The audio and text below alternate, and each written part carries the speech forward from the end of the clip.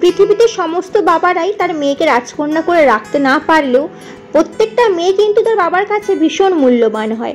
আর সেই আদরের মেয়ে যখন বিয়ে করে শ্বশুরবাড়িতে আসে, সেটা 21 হোক বা 30, একসাথে সমস্ত পরিবারের সমস্ত দায়িত্ব তার উপর চাপিয়ে দেওয়া হয়।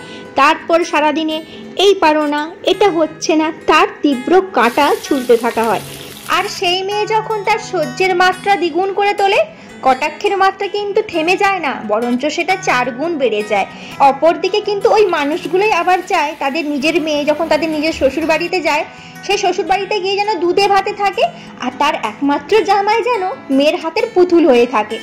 এমন দ্বিবিচার করেও কিন্তু শাশুড়িরা বলে বেড়ায়, বৌমাকে ঠিক মেয়ের মতো করে তুলতে পারলাম না, বৌমা মেয়ের মতো হতেই পারলো না।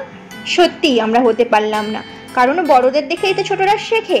তাই প্রত্যেকটা শাশুড়িদের উদ্দেশ্যে একটাই কথা, নিজেকে মা বানাতে চাইবেন না, আগে ভালো মানুষ হয়ে উঠুন, কারণ প্রত্যেকটা ভালো মানুষকে কিন্তু একটা মানুষ সম্মান করতে বাধ্য হয়।